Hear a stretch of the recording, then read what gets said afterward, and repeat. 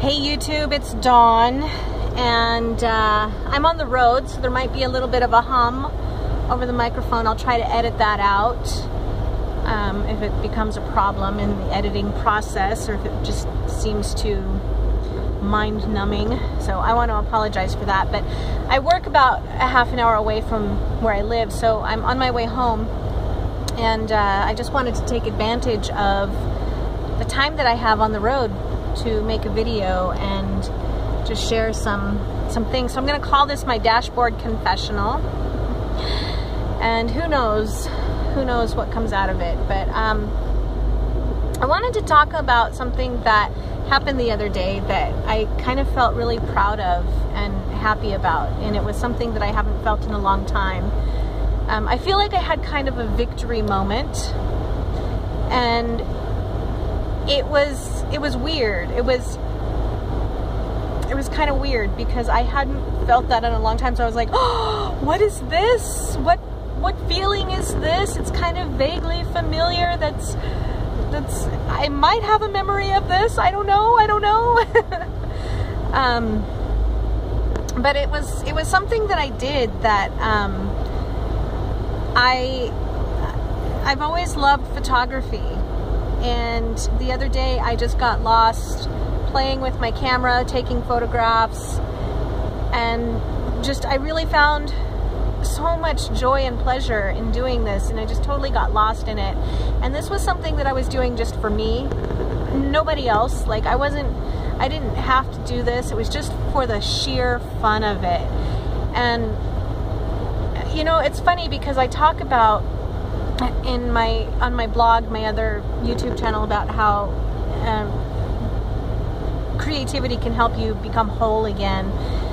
And you know, for the past, I don't know, couple of years, I go back and forth, feeling like I'm okay, and then feeling like I've got holes in my net. So I go from this wholeness to this holy net.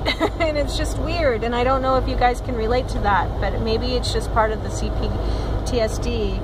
I don't know, but anyway, I felt this good feeling, this really good vibe, and I just wanted to share with you about it and the profoundness of it, because the backstory is that I grew up in a very dysfunctional household. I grew up with my dad and stepmom. My dad was the enabler.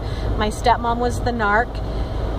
Her 3 children were the golden children, and then my dad's 3 kids, we were the scapegoats / lost children.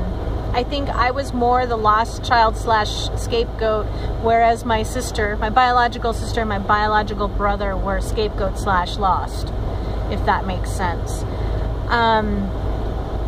But when we were young, right after my dad had left my mom for her best friend, he kidnapped his children and moved us across the country and told us that our mom hated us and she didn't want anything to do with us, and she abandoned us, and you know, just all these horrible, rotten things. And by the time she finally found out where we were and was able to come and reunite with us, which was about 3 years later, the damage was done, and I really didn't want anything to do with my mom.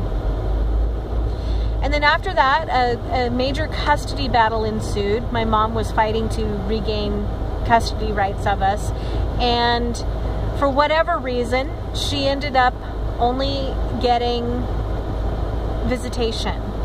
And so we would go over to her house every other weekend and visit her.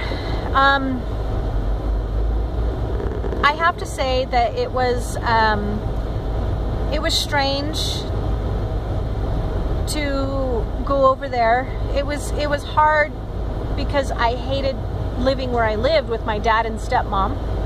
My stepmom tried her hardest to minimize my mom's existence from my life, and she also harbored insane jealousy over my mom, and yet took it out on me and my little sister. And she was very abusive emotionally, and we could never do any right. And my dad just didn't give a shit and just let her run roughshod over us with her insecurities, her jealousies, her criticisms and whatnots. And so while I hated living with my dad and stepmom, also add to the fact that my stepbrother was sexually abusing me and my little sister at the time. I hated living with my dad and stepmom, but I equally didn't want to go to my mom's house to visit because I had severe trust issues with her. But my mom, I have to say in her defense, my mom really tried. She did a really good job, with the limited resources that she had. And my mom is bipolar, and she was always poor. When my dad and mom were married, mom didn't have to work. She was a stay-at-home mom. And so when they separated, her skill set was very limited and she couldn't really ever find a job. She ended up being an entrepreneur. She was always very artistic. She always loved sewing, and she started her own wedding gown design business. And for a long time in Boise, when I was younger, in the early 80s to mid 80s, well, I guess throughout the 80s it was, she designed ball gowns for drag queens. And my dad, of course, he didn't like that, so he used that against her. And anyways, I'm getting off track here. So that's kind of the dynamic. That was my family dynamic, okay? And the stress that I was under. And the thing about going to my mom's house, though, that I think is important for this story is the fact that my mom tried to encourage her children to discover who they were. She didn't know about the extent of the abuse, even though we would bitch about our stepmom every time we'd go to her house. I was very vocal in how much I hated my stepmother. But my mom really tried hard to, pull out our interests and what we like to do and what we wanted to do. And so, my little sister, for instance, she liked to play with dolls and color and stuff, so my mom would buy toys like that. I loved to write. I was always writing, and I loved photography. I was always taking pictures of something on her camera. So she would come home from the thrift store with old typewriters and Hasselblad cameras, and oh my God, I would lose myself in that. I remember getting so wrapped up in taking photographs in her backyard that I would just lose a complete sense of time and space. And then she would go develop the film, and the next time I'd come over, I'd get to see what kind of pictures I took. Lots of feet, lots of pictures of my feet, lots of pictures of mushrooms on the tree stump in the backyard, pictures of the old shed wall, the texture of the wall. So anyway, flowers, weird stuff, just random, whatever I could take pictures of. And I loved it. And I also loved typing on her typewriters. My mom was a writer, is a writer also. I would just use up all of her typewriting paper when I'd go over there, and I'd just type away. And she'd never get mad at me for using all of her paper, even though she was dirt poor and really had a hard time back then affording it, So I appreciate that about what my mom provided for me when I was younger. And anyway, long story short, so when I was in college the first time in the 90s, I had a nervous breakdown. I was a young mom of 2 young girls in a dysfunctional relationship, having left my family of origin less than 3.5 years prior, and had never dealt with the abuse, the sexual, physical, and mental abuse that I suffered while in that household. I packed all that up and took it with me when I moved the state away and decided to make my own life, but it kept coming back. It kept creeping back. And anyway, I'd try to push it back, and so I'd do something. I would make stuff. I was very artistic. I would sew hats and I'd sell them at the park. My girlfriend and I took leather scraps from the saddle making course at the community college where we went to school, and we would make leather jewelry and sell that in the park. I always tried to find something to distract me from my problems, which I know now that I was suffering from CPTSD at the time, but it was undiagnosed, it was unchecked, because I hadn't gone to counseling yet at that point to deal with any of the abuse that I had suffered prior to that. And I enrolled in school of my own volition. I went to school because I knew there had to be a better way, and that to me felt like that was the better way. I enrolled in school. I applied for grants. I got them because I was a young single mom. Although I was living with the father of my children at the time, he was pretty dysfunctional. He would become my husband later, but he came from a dysfunctional family, and at the time we were just trying to make it. So when I enrolled in college, the advisor felt like I should do something like business or international business or something where I could get a good degree that would help me make lots of money to support my family upon graduation, which is wise advice, I guess. But I really wanted, in my heart, I wanted to pursue writing and I wanted to pursue photography. And so I enrolled in the communications degree program, and I had an emphasis in the creative arts. Communications with an emphasis in the creative arts. So I took creative writing, I took photography and sculpture and autobiography through the creative arts, which was a class that was designed specifically for me and a bunch of my friends by a teacher whom I absolutely adore. Anyway, that's a side note, but yeah, so I was taking all these courses, and it was actually his class. The teacher was Terry Truman. He's an author, he's a writer now, but published writer, and he was pretty awesome. I really liked him a lot. But through his course, the autobiography through the creative arts, it exposed me to myself. It made me do a lot of self-reflection that I was not prepared to do, or I didn't feel prepared to do at the time, and it kind of caused me to go into a bit of a whirlwind, tailspin, downward spiral. And I ended up having a mini nervous breakdown, and I quit school, and I found myself in a counselor's office for the first time since leaving my parents' home, my dad and stepmom's home, and dealing with some of the abuse that had happened. And so my breakdown was my first breakthrough. So shortly after that, I got a phone call from my dad. I still hadn't told him that I had quit college. I was really nervous about it, even though I hadn't been in college for a few months at the time. I don't know why I was nervous about it, because he wasn't paying for it. You know, it wasn't like he had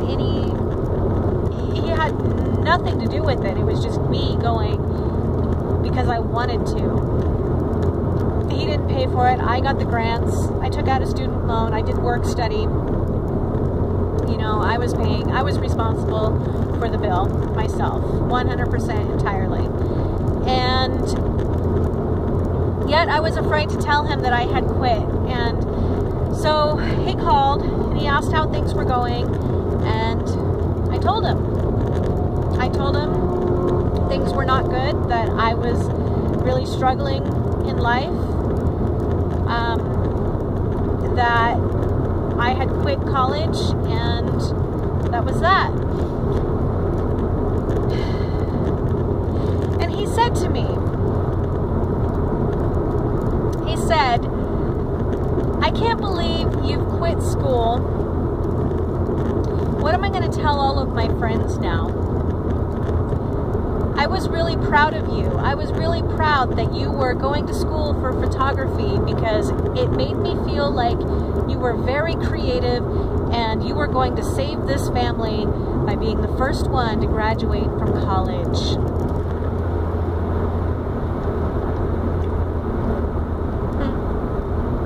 No, there wasn't a, how can I support you? How can I help you get through this slump that you're in?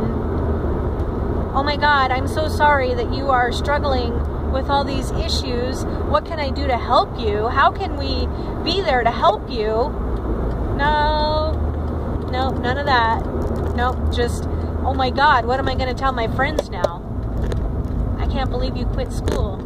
I won't be able to tell my friends how awesome it is that my daughter is going to school, going to college. Yeah. So that actually that caused more damage to me than I realized at the time. At the time, it didn't even register. It was just another poke, you know, it was another slap at the time. And over the years, I mean, that was 20 plus years ago. It's always sat with me. It's always been something that I have not processed, you know, like, didn't really understand why it hurt me so bad. And I didn't understand the depth of the damage. What it actually ended up doing was, I was so ashamed of myself for upsetting him. I was so ashamed of myself for having upset him that I stopped pursuing photography as a hobby or even as a personal passion. I didn't even want to look at a camera. I didn't even want to play around with anything. No photography whatsoever, because it made me feel ashamed, and I didn't register it. I was subconscious to it. So I didn't. For about 20 years, I did not really do anything with my camera. There would be times over the years, actually, that I would mess around with photography, but nothing that really seemed lasting, and it didn't feel, it never felt good to me. It was just always some frivolous thing that I was just messing around with, and then I'd have to put it away because it was time to grow up and whatever, whatever. So, yeah, but it was actually in January of this year that I took an online course with a photographer by the name of Catherine Just, who works specifically in self-portraiture. Well, she does portraits, but her main body of work is self-portraiture and expressing yourself through self-portraiture. And that's what the course was all about. And I didn't expect anything. I just saw it on Facebook, and I decided, you know, that actually sounds interesting, and it was affordable. I could afford it, so I went ahead and signed up. And I am so freaking glad that I did, because it reconnected me to one of my favorite hobbies, one of my favorite pastimes, and I rediscovered the love I had for that outlet, for that passion of mine that I had put away so many years ago for the stupidest reason.